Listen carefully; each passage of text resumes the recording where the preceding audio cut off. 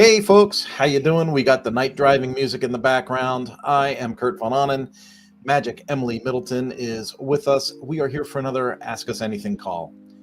If you're new to the call, this is a call where we try to address anything that is LifterLMS related or working with WordPress in some cases.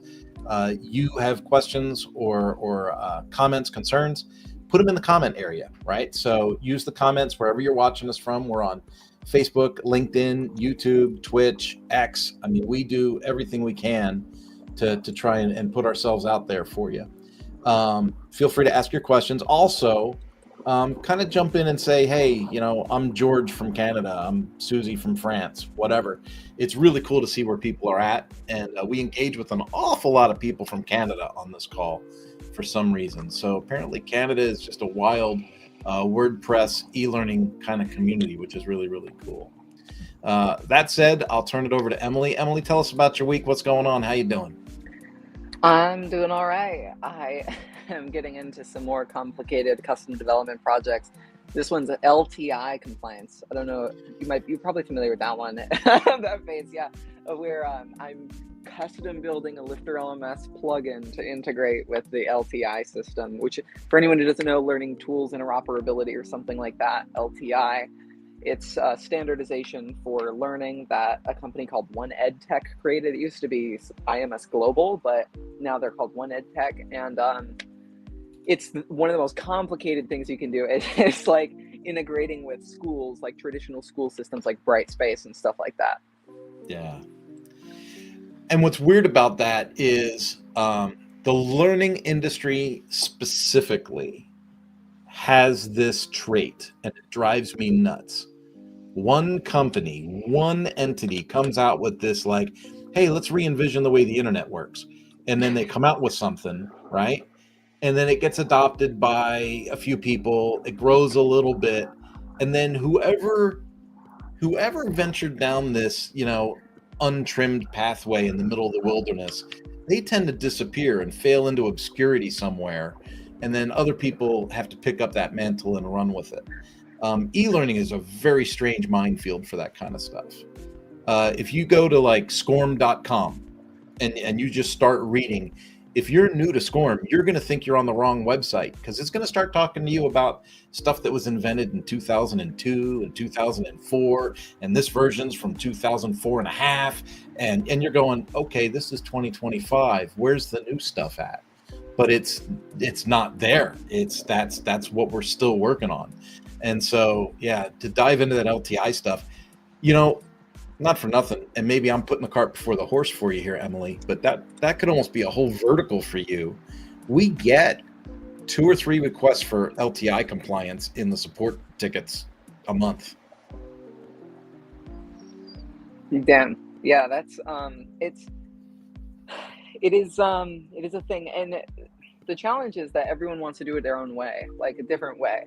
Schools will have different requirements, and so it's like we're trying to find a solution where not every project needs to get involved in a $15,000 custom development gig. Like we're trying, so we're, I don't really know if the work that I'm going to be doing is going to be published, because like you said, if I were to publish that work online so that everyone using LifterLMS could use this LTI in the way that I build it, I don't really want to support that forever. So it's like I'm going to walk away.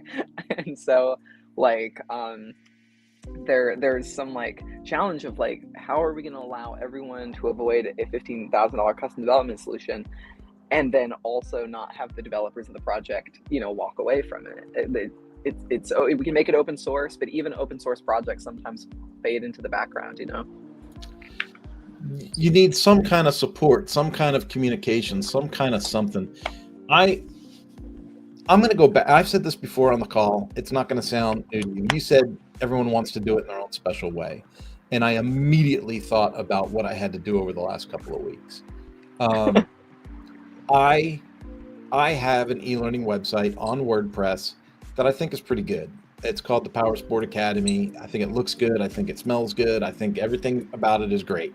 And I am working with a learning supplier in the power sports industry, and they were like, hey, we have this other SCORM related material and a couple of other interactive things.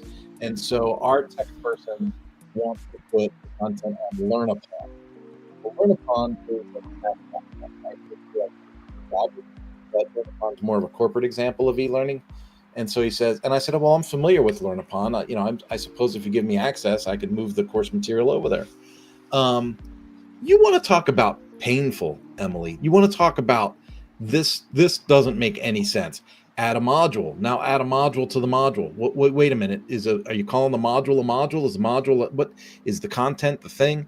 When you go to find the courses as a developer, you can't even find the courses really, right? You go in and you're like, so where are the courses? Oh, it's under content.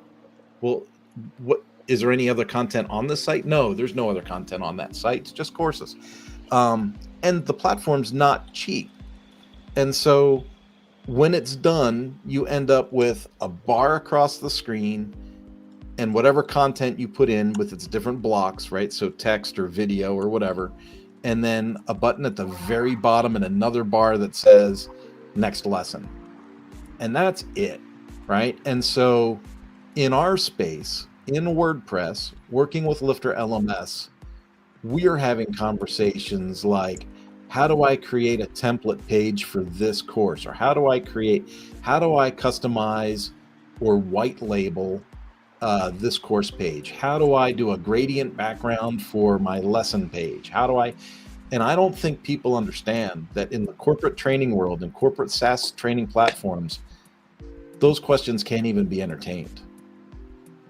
Like I'm working with like that LearnUpon thing was, you want to talk about basics, like boom, load in your text here, load in your video here. Well, what if I want to change the background behind the video? You're out of luck.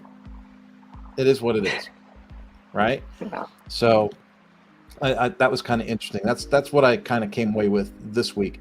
I also had some crazy conversations on AI this week, and I don't know if I want to talk about those publicly or not. That might be a good conversation for you and I to have after hours. Crazy stuff. Yeah. All right.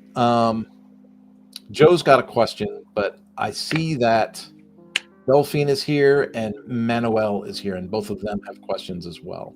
Let's jump into Delphine. Delphine's from Canada. We see her all the time. Delphine from Canada. Can you talk about Spider? Explain how it works. And here comes the trick of it. I don't know what Spider is. Emily, do you? Nope. And I don't know what Spider is. My day just got better because I was like, I'm going to throw the question up there and I'm going to see what she comes away with.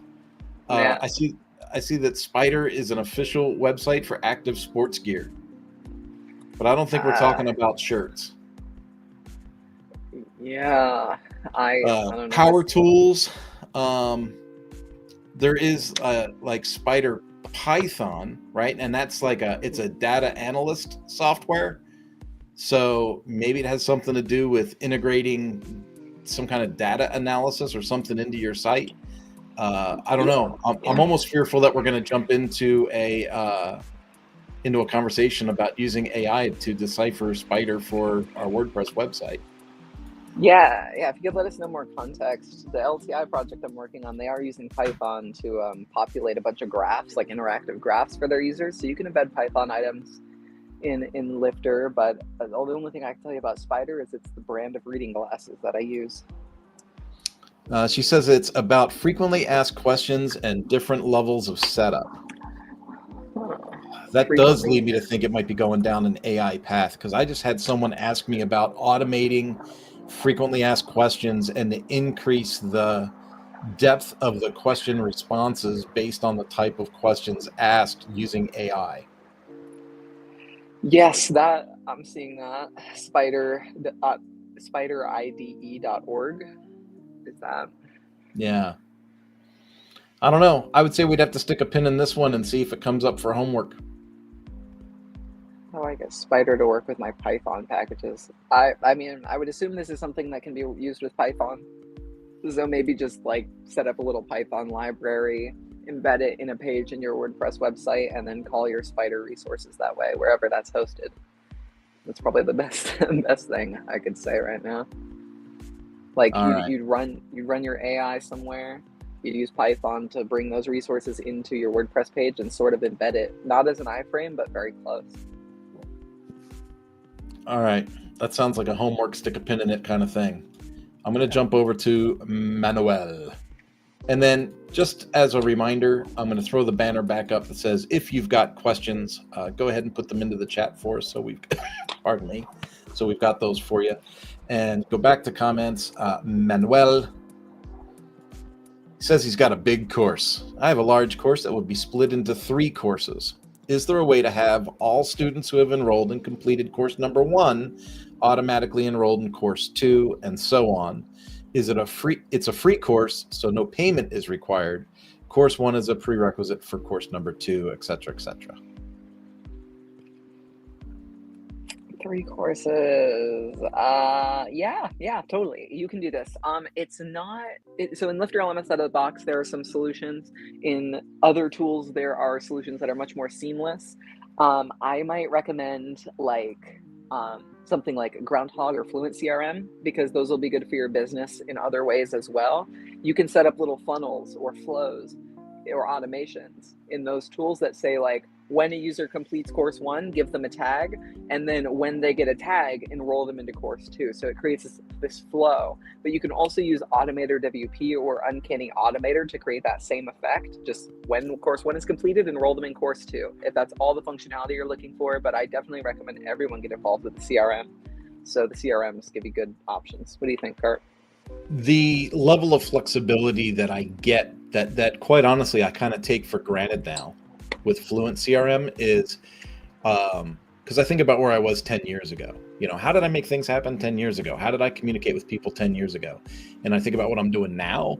It really is a game changer, right? So absolutely, you know, add a tag. When this tag is applied, what happens? Well, they get removed from this course, added to this course, or they get added to this course and get this email notification. They get their certificate and get this email notification and get added to the next course. I mean, there's just all these things that you can do through the CRM tool, which, again, could you make that happen in Lifter? Yeah, but is it more seamless and more of a logical setup with the CRM? Also, yeah. If you're looking for, because you say it's a free course, so if it's a free course and you're looking for a seamless, not seamless, but an easy way to do this without buying extra tools, typically someone that says they're giving away a free course also doesn't have much budget. So if you're on the free core Lifter plugin, what you could do is you could say, everyone that enrolls, they're going to enroll in a membership. They're not going to enroll in a course. They're going to enroll in a membership. And then you're going to auto-enroll all of those people into those 3 courses. And then you're going to use the prerequisite tools to say that you have to complete this course before taking this course. Yeah, I think with the auto-enrollment, it might, like, the thing that stops you from enrolling is the prerequisite. So if you're enrolled in all 3, you would have access to all 3 immediately. But you could put a link at the end of every a link at the end of the course. Yeah, the end so of like the course. If you have prerequisites on all your lessons, so you have to complete things in order, and then the last lesson is click the link to sign up for course 2. And you have it part of the membership where it's free as long as they're part of this membership, blah, blah, blah. Yeah. So that would be the flow for that. Yeah. And not for nothing, it's a pretty elegant solution right out of the box for free. Mm-hmm. It's not confusing to the user at all. They don't have to sign out and sign back in and do all kinds of weird stuff. They would just go to the last lesson that you offer in that first course, and it would say, congratulations, you've completed the course. Click here to be enrolled in your next new course. And then boom, it would take them straight to that enrollment feature, and that enrollment would be free because they're already part of that membership. And then it tracks the user's progress and reporting and all that stuff, just like any other LMS. That would work pretty good. I do like using the CRM better, but I do also understand that there's a time and a place where we need to have a little help sometimes. Yeah. All right. I got a question here from Joe. Joe says, is there a guidebook or reference available so that we can add our WordPress meta box to a Lifter lesson? We want to launch our course content and mark the lesson complete using API calls and are struggling a bit. I'm confused. Guidebook reference available so we can add our WordPress meta box for Lifter lesson. Yeah. We want to launch a course context and yeah. Okay. It sounds like they want to use the features of Lifter without being in Lifter. Like, are they trying to do something that is like using the API in a third-party site or something? Yeah. And so with our WordPress meta box, there's the advanced custom fields tool or secure custom fields, something like that. And you can add custom fields to lesson post types in Lifter, but you can also use custom code to do it as well. You can even add custom meta boxes to the lesson post type. And your API is looking for that LMS mark lesson complete. Like I know that with the LTI thing, we're doing that where we have to add custom properties to courses, like a little custom field, populate that custom field with a little ID, like they have LMS mark complete. That's ours, but like something like that. And then when the API goes to dump people into the course, it uses that field for validation purposes. So I assume that you're just trying to add your meta box to the lesson and populate that custom meta box with some of your own custom content for your own API calls, and launch courses and mark the lesson as complete using the API call. So if you're just trying to mark a lesson as complete using the API, it's I think I can pull up the API, but you pass the lesson ID stuff in REST API LifterLMS. It didn't take me a moment to pull this up, but I can share my desktop, share screen, use operating system, allow, window, so many settings, but I'm here. And I'm going to put the link to getting started with the REST API into the comments for anyone that is watching and following along and you're like, what are we talking about? What are we talking about? So this is updating lesson post types, but as far as like course progress, that would be student progress, update student progress. So you need the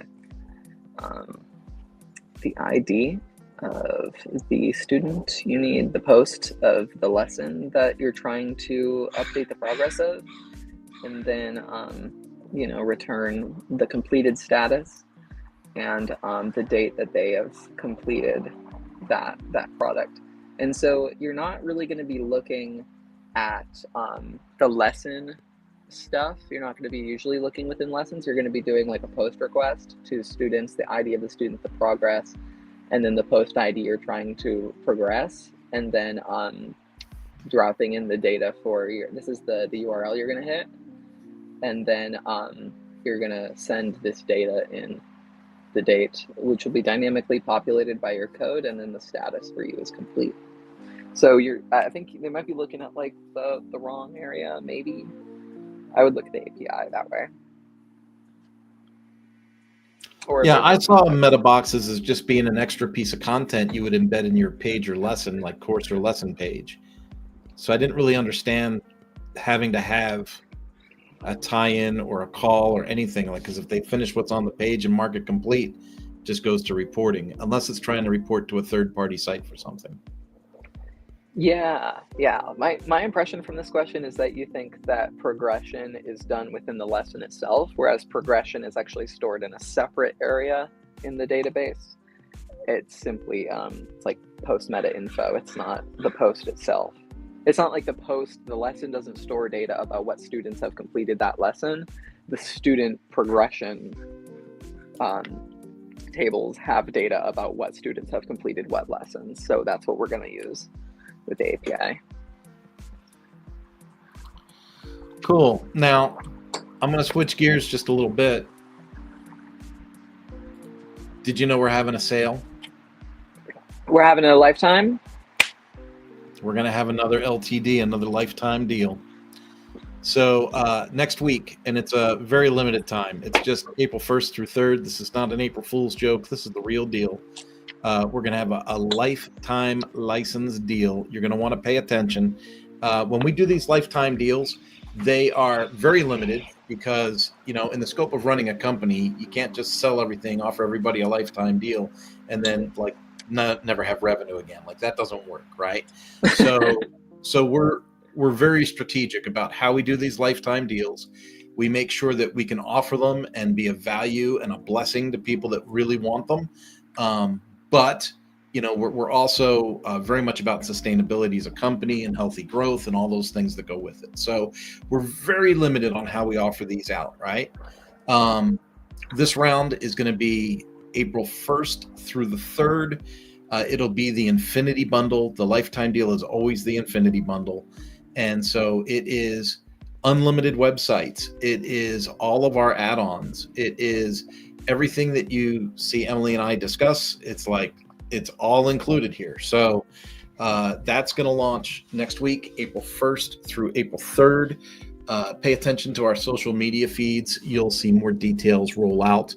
I'm pretty sure it's going to be, and I hate to stick words in my mouth. I don't know if I should say or not. I think it's going to be $29.99.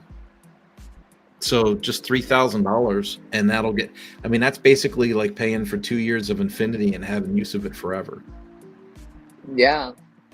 So, smoking hot deal. So we're all there. Now, Manuel did come back and say, thanks. The membership solution sounds interesting. I'll try it. The idea is just to prevent the student from dropping the course and not having to register again. Yeah, that's the benefit of using the membership link, right? So if you were selling courses independently and stuff like that, it'd be like course and then register for course and register for course. But if you have the membership thing, it kind of ties it together, and then you can use engagements to send out, email notifications and stuff to your people. The triggers for engagements is it's not a CRM, but you'll see things in there that you'll find useful. Student signs up for a new membership. Boom, hit them with a custom email out of the platform that says, hey, this membership includes 3 courses. You're going to finish 1 course and then get access to the second one and the third one.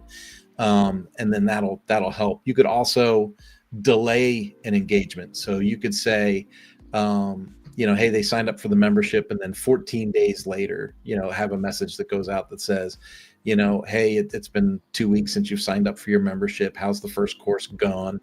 Have you already finished, and are you signed up for your second course yet?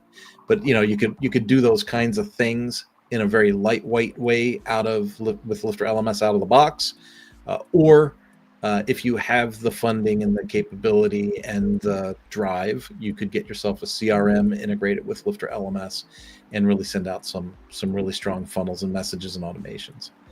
With a CRM, the part that's cool is you could have a funnel that's based on conditional logic that says, did the student sign back in? Did they do this? Did they do that? Then send this message and then enroll them or disenroll them. Like you could do things conditionally in a CRM that you might not, even have a chance to consider out of the box with Lifter. But with Lifter, you could make things happen in a minimal way and get yourself launched and get some flow going. What are your thoughts? I think we're on the money there. I'm all about flow. All about the flow. Well, let's see. I, believe it or not, don't see any other questions. What do you want to talk about now? We can talk about. I can share my screen. So if the person who dropped that question that we talked about a moment ago comes back to watch the stream by chance, the one you pulled up on screen, this is how progress is stored in LifterLMS as LifterLMS user post meta. It's its own table. The meta ID is the ID of this item right here. The user is 1. I was the only user on this website. This table will usually be very large, but this is a sample site with I enrolled in 1 course and completed 1 course, but it has the post ID of what is completed, the user who completed it, and the status of whether it's completed. So that's what we're appealing to when we're doing the progress in Lifter, if that adds any context. But as far as other things, doing LTI. I have a client who's doing Shopify. They have a Shopify application and they've been selling through it for years, and they're bringing their learning content over to Lifter. And they were like, should we migrate our e-commerce system to WooCommerce, bring it all into WordPress, or should we leave it on Shopify? What we ended up doing was staying on Shopify, because Shopify has all these cool tax rules about like reaching nexus in certain regions, where it's like you've made enough money in this region to where you need to start collecting the taxes, or something like that. Shopify has very complex rules, and unless you're going with like Avalara or something with your WooCommerce instance, which is an expensive accounting service, then you know what? Maybe we just stick with Shopify for now. So we're going to do something fancy where we're going to import users from Shopify over to Lifter when they purchase. That's a cool project. So if you're using third-party e-commerce. Do you know the band In Excess? I don't. Every time I hear the word Shopify, music starts in my head, and it reminds me of that song. It's like Shopify, Shopify me. That's a in my head like that. Shopify. Yeah. I know.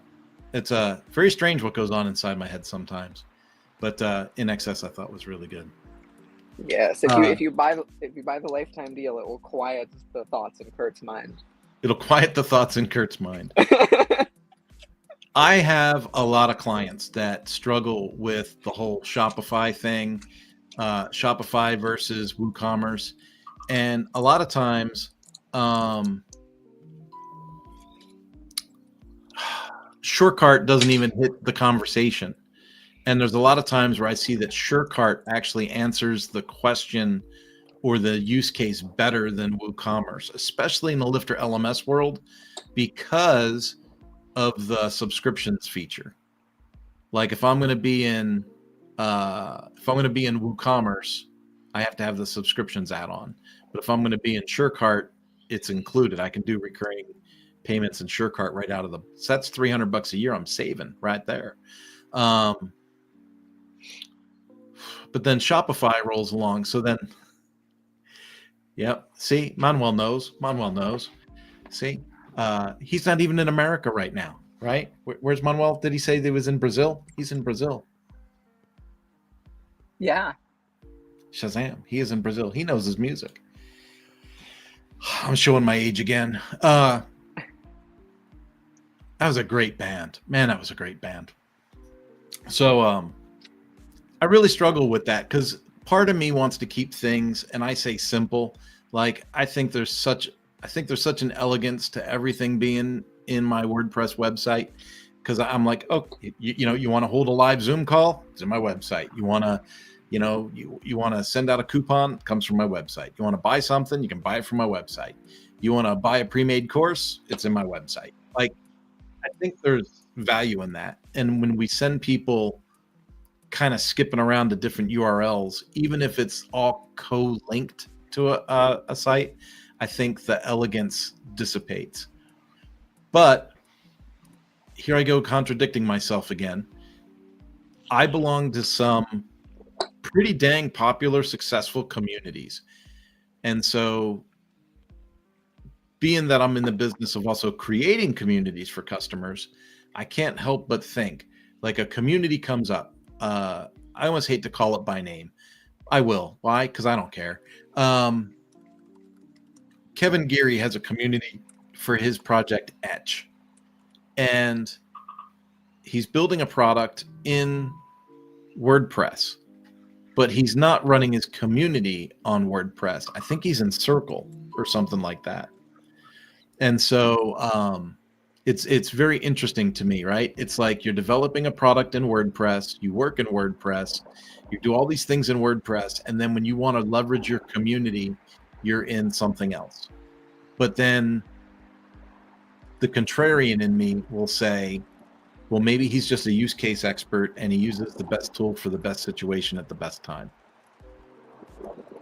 Yeah, and I think just start out with something that works, something you're inspired by, and stick with it. I know a bunch of clients that are like, what's the best community solution for us? What can we really do? It's like, y'all have no one interacting on the website. The best thing you can do is anything.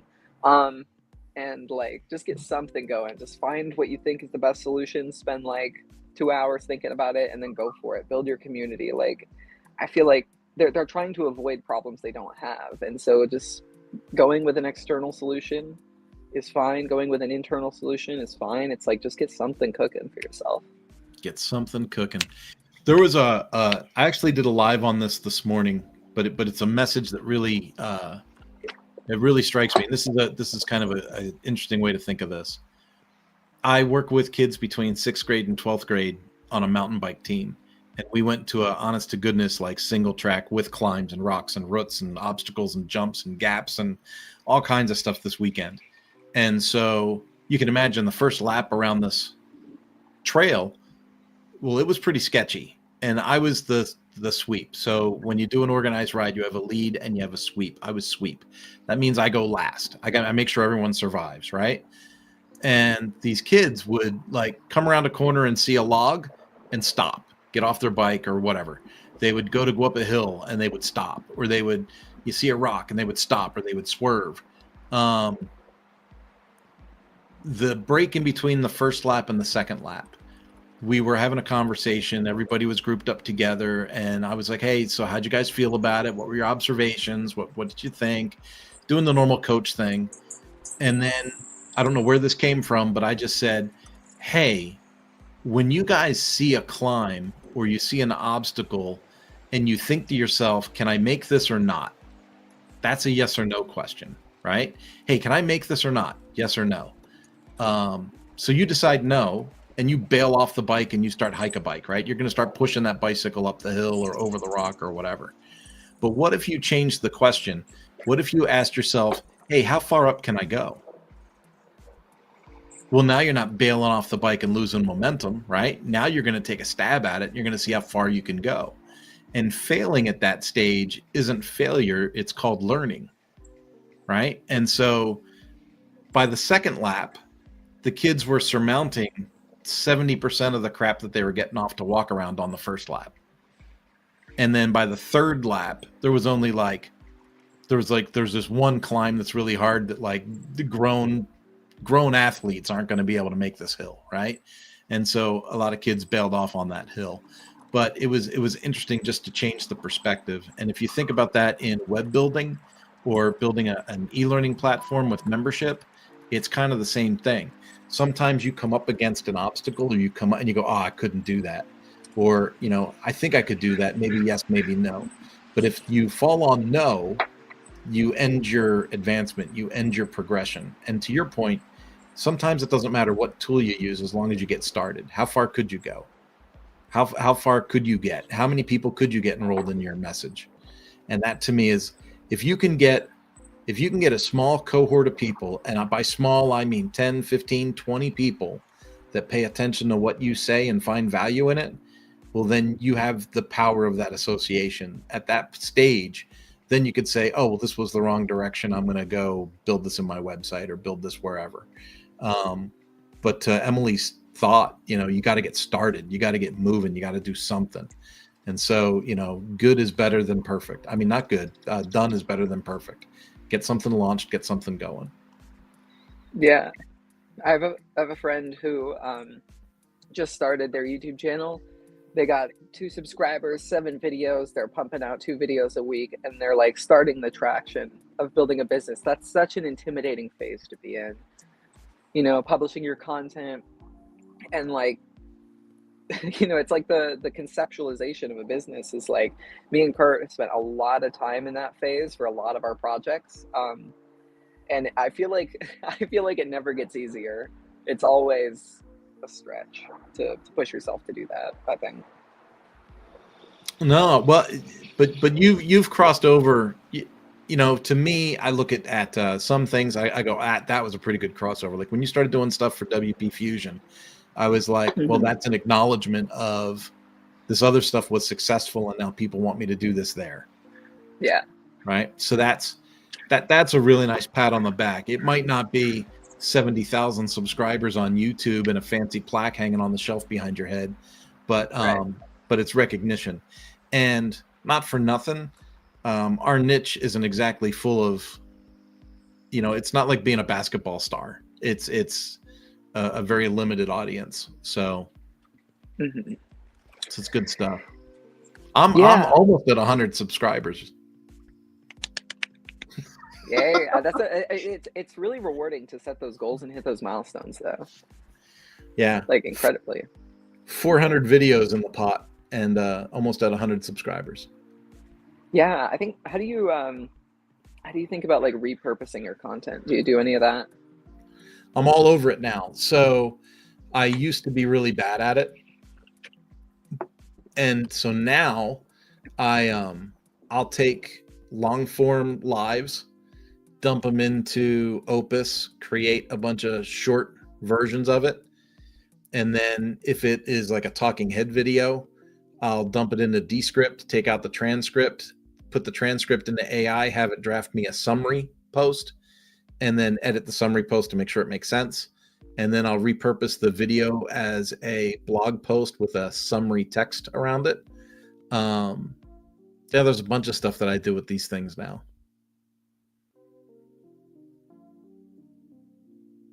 You're muted. I'm muted. I was choking on coffee. Are you paying Opus for all the credits? Is that you're in on that one?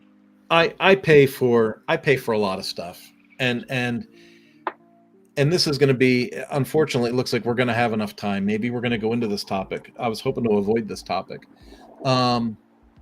Hey guys, what kind of questions are you taking? We're taking all kinds of questions, Kyle. I know Kyle. I think Kyle might know me. Kyle's got a great website, actually. He's got paying clients. He's a very fortunate person. So I pay for Opus, I pay for Descript, and I was paying for Write Blogger. Remember I was talking about Write Blogger quite a bit? Yeah. Yep. What I've done is I've paused Write Blogger.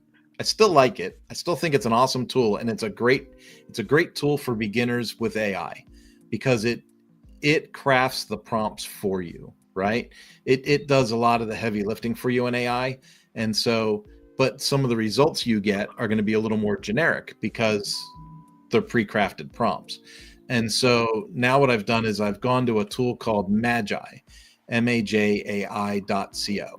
And it is a combination of multiple AI tools, and you can control which tool you want to use for how much credit it takes off your account, which makes it sound confusing, but it's not confusing.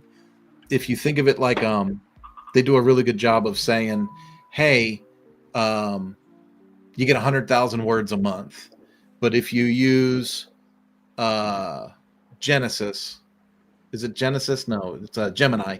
If you use Gemini, it's 1/10 of a credit per use. So what that means is if I just use Gemini, instead of 100,000 words, I'd get 1,000,000 words, right, that I could generate. And then it'll say, well, how much is 100,000 words? Well, 100,000 words is equal to like 25 blog posts in a month, right? And I get these every month. And so depending on what tools I use, I can really monitor what my usage is, and they have a usage meter on the account, which is nice. And so I can use Grok, which I pay for anyway because I'm a premium member of X, right? But you can use Grok, ChatGPT, Perplexity, DeepSeek, Gemini. It's all one platform. And in this platform, you can create your own agents. And so if someone doesn't know what an AI agent is, it is you basically build a persona in the AI tool that thinks like you or thinks like what you want it to think like. Like for today's exercise, pretend that you are a top level WordPress developer and blah, blah, blah, blah, blah, blah, blah. And so then it kind of filters its thinking to think in that way. You could train it to think like a famous author. Like I want you to write me a narrative in the voice of Dean Koontz, and it could do it. So, but with all these AI tools, part of the reason I'm doing this at the level I'm doing it at Emily, to be honest with you, is Yeah. I've had an onslaught of customers asking me crazy things about AI nonstop. I want to automate this. I want to automate that. I need a weekly report. I need this. I need that. I'm like, first off, you don't have any paying customers in your website. What do you think you need a report about? Like, that's my first thing. Like, you haven't even launched your project yet. So why are we having this conversation now? The next thing is, it doesn't even do what you're saying. Like that, like there are AI tools where every day is the first day of their life. And people don't recognize that. Like, people don't understand that that's what happens. But like, every time you go into that AI tool, it's the first day of its new life. And so Hmm. it's not going to run a report every week. It doesn't have a timer in it like that. It doesn't work. It doesn't think in that way. And so I'm really running into some obstacles with client communication, and unlevied expectations. And so I have been forcing myself to learn something I'm not a really big fan of, to be honest with you. But I've been Yeah. forcing myself to learn this AI stuff because I want to be able to ask the appropriate questions to clients and throw those things out. Like, because if I didn't have a base understanding in this stuff, I would just be lost. I would be fending these weird questions going, I don't know. Let me look into it and I'll get back to you. And it's like, no, there's nothing to look into. You are thinking that we are on the USS Enterprise and that the internet works completely like I picture them just walking into a room and going, simulation, and then the world builds around them. You know what I mean? Like, that's not where we're at yet. We're not there yet. Yeah. Yeah. Kyle says, yeah, I do know Kurt. Ha ha ha ha ha. You're not a pain, Kyle. You're not a pain. You just had a little bit of a mess. Don't worry about it. You're going to get there. Certificate questions. I need expiration dates. I would love to see this on our roadmap somewhere. Hopefully, merge codes. I'm not code savvy. Try and fail. Curious if this feature is on the roadmap or if I'll need Kurt and WP Tonic's help. What most people do for a certificate expiration date is they will put in good for 1 year past this issue date, good for 2 years past this issue date. So you would, because LifterLMS uses an issue date, right? And so you would say this certificate is good for 2 years past code for issue date. That's typically what most people do. The other thing that people do is we go back to the CRM solution, but they'll say, they'll create an email funnel that says, hey, let's say it's a 2-year certificate. So at 18 months, it's going to send a reminder that's going to say you're 6 months away from having to renew your certificate. Here is the link to your account page if you need to, re-register to take a refresher course. And then, that goes out again at 17 months, I guess. No, 18. So we'll go out at like 20 months, 22 months, and then, 60 days, 30 days, 10 days, and blah. And then, of course, put in some conditional logic in your funnel that says, if they purchase this product, discontinue the funnel. So that's typically how people get around the expiration date issue. Emily, have you done any work on expiration dates from a custom setup that's different than that? Yeah, totally. You could customize it. You could customize it. You could build like a short code to do the math. But yeah, Kyle said not code savvy. So trying to look at solutions that are not code. I don't know. Solutions that are not code would have to be like a third party system to generate. Like, I feel like the code is so close. I feel like if you racked your brain and played with ChatGPT for like 4 or 5 hours, it would work. Because all you really need is to say like, yo, I'm trying to build a merge code for LifterLMS certificates. And then, this is some of the code. You could go to our GitHub and find the certificate resources. This is like, I know you say you're not code savvy, but like if you can copy and paste the code that we have that creates our certificate merge codes into GPT and say that I want a merge code for, I want like a little PHP snippet that creates a merge code for current date plus 2 years for an expiration date. feel like it could get you there. I don't know. I'm not trying to promote like, yeah, go to ChatGPT. It's your developer now. But like, I don't know. It's something that's very close to being in Lifter, and it totally could be. It's But super it's close. just, It's not there, and to my knowledge, yeah, it's not on the roadmap either. And it's one of the things that we get requests for a lot. Um, yeah, Kyle, I see that you say here my specific trouble is I work with states and they want the exact date on the certificate, right? And so yeah, there is the possibility of doing custom development to say, this date plus 2 years, this date plus 3 years, then have that result printed on the certificate. It sounds easy to say it. It's a different matter entirely to make it actually happen. But it is something that could be custom developed for you.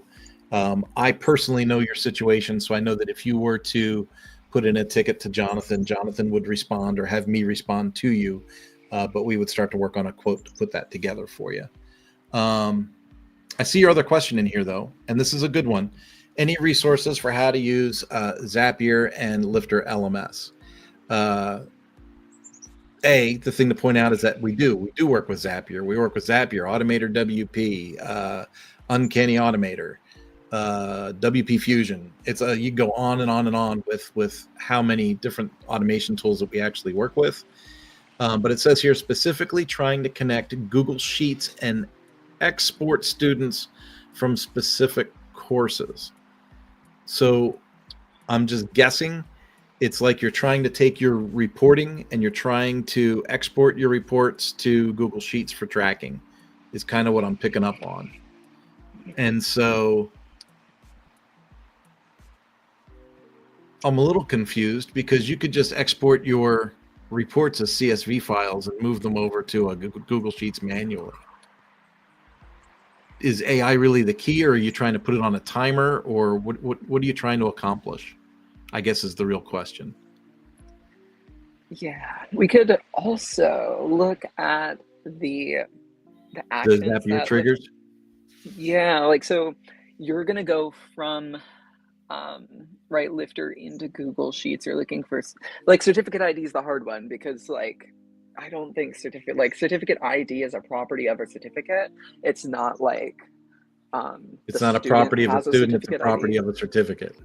Yeah, and so like this is our actions of what we can do with Lifter. We create the user. I know we can send data to Google Sheets, but looking at non-code ways, the certificate ID is going to be a really hard one, and the expiration date as well. Um, and it's a hot mess. Yeah, all for reporting purposes. I feel like the best thing to do would be to, if you're working with WP Tonic directly, is to put together a punch list and consult on a list of custom development items and put together a budget and toss that around to a few places. Like I feel like we're like right on the edge of what Lifter can do, but we're trying to go in a unique direction with it. I don't know. What do you think, Kurt? We can. Oh wait. Yeah, well, Also, either that sorry. or Codables. Codables a Yeah. great solution too, because Yeah. Codable might be more budget oriented, just to knock things out on a task basis, right? And Yeah. Codable is a link on the experts page with LifterLMS, lifterlms.com/experts. Because And even though I work with WP Tonic, this is not a WP Tonic commercial, right? So there are other options besides the tonic to get things done. Kyle's yeah. project is really cool, though. He teaches bartenders. Ooh. Okay. I was thinking also, if you're working with Google Sheets innately, you can do a lot of math in Google Sheets. So if you can export data like student completion dates into your Google Sheet could add 2 years and then have the expiration dates be present. And then you can have view permissions for whatever state or bartender association is going to be looking at that Google Sheet. They would see the expiration dates on it because all the math would be done in the Google Sheet. That's a really weird solution, but it wouldn't involve code. Yep, that's kind of an elegant solution too. I'm running into more and more people dependent on Google Framework for Business, and it's unique to me because I'm not really a fan of taking my data and storing it on Google servers. But a lot of folks are. It seems to really be a thing. Yeah, I mean, give your data up to Daddy Google. Don't hate it. It's Google is so good. Like Google Forms. I know we have people who use Google Forms for survey requests. It's like, it's surprising to me. Like, why don't you do a Ninja Forms, a WS form? You can put this in the back end of WordPress and work with it. But for some reason, it's so widely accepted, and the data is so interoperable once you're in Google's system. So if you're efficient with Google, then it's a good place to put things. And I'm also curious about the volume of student completions that you have. Are we talking about like 10 students a day that are completing programs, or like the volumes play a big factor in whether we go with something like Zapier or whether it is worth it to develop something with the API, because Zapier has pricing based on your usage. So stuff like that. Yeah, and then I actually forgot about that, but his different states give the numbers, right? And so they have cert IDs they issue you, so that kind of becomes like a LifterLMS custom field thing, where the state issues the actual cert number, and then that has to be assigned to the certificate via embed code. So, but that's all completely workable with the LifterLMS custom field. Adam's here. Hi, Adam. Adam, you're late today. You're late. We're almost done. Kyle's got a really good work case. It's pretty cool. I like it. It's like a continuing education for bartenders, and works with a lot of states. And so the hard part there is you've got to deal with all of their requirements and recommendations. But the cool part is once you're in with that, you're kind of once you're the provider, you're the provider, right? Talk about security revenue. That's a really great working example. We have a lot of people at LifterLMS in the healthcare space in a very similar, train of thought, where they're training nurses how to be LPNs or something like that.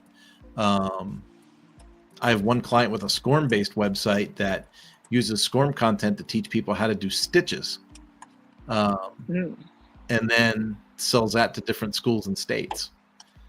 But it's pretty interesting. You know what I didn't mention yet, Emily? 55% off. I was too busy talking about the lifetime deal at $29.99 that I forgot to mention that you get 55% off coupon at lifterlms.com/AMA-gift. lifterlms.com/AMA-gift. 55% off on any purchases. I don't think that applies to the $29.99 lifetime deal that we'll be offering next week, though. I'm pretty sure that'll be coupon less. Yes. All right. Yes. And I did mention the experts list, so let's put the experts link on.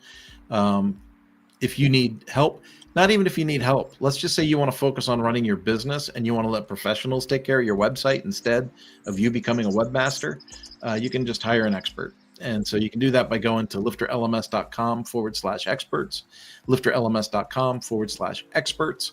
That way you're kind of getting what you want without having to re-educate yourself or get away from your core competency, which is, hopefully running your business and finding success there. So lifterlms.com/experts. I should just run through all of them. We should put up our Black Friday sale. Black Friday sale, mark your calendar. It's 6 months, 7 months. Well, it's a joke for me because I was on TikTok last night. Surprise, surprise, old man scrolling TikTok. And there was a ton of people doing this coming Black Friday on the TikTok shop. I was like, what? It's like totally untimed stuff. Yeah, I'm more into Instagram Reels and YouTube Reels right now, so I get the news later after TikTok. I think you might be the biggest TikTok user that I know. Get out of town. I think so. I haven't put up a decent TikTok in a while, and I got stuff on my phone. I'm just too lazy to click the extra link to put it up there. I've been putting stuff on Instagram myself lately. I made the murder spaghetti last night. Oh, I don't know about that. The last thing I saw you on Instagram is you were in front of a castle with your SWAT truck. Oh, that was good. I did that yesterday afternoon. You do track me. It's just as I go through my feed, I'm like addicted to my phone right now. It's called pasta al cecina. It's the murderer's spaghetti. And so you don't boil the pasta, you fry it in a pan with olive oil and you get it kind of crusty. And in another pot, you made this sauce. And the sauce is spicy as heck. Like if you like pasta al diavolo, this is pasta al diavolo amped up. So it's got flaky red pepper in it. I put in a little onion, a little garlic. A lot of people don't do that, but it's a very potent, very spicy sauce. And so you're frying the pasta up in the pan in this olive oil, and it's getting a little crusty. And then you start to ladle the sauce in over it, and it sizzles and cooks and gets caramelized on the spaghetti as the spaghetti starts to like bend and get moist. And then and it takes like half an hour to do it. And you just keep ladling in more pasta and caramelizing it, ladling in more sauce and caramelizing it, ladling in more sauce and caramelizing it. Maybe a little drip of red wine to give it like a little bit of a glaze. And then right when it looks kind of like burnt, you take it out and you wrap it up in a tornado on a plate and hit it with some fresh Parmesan. And it is.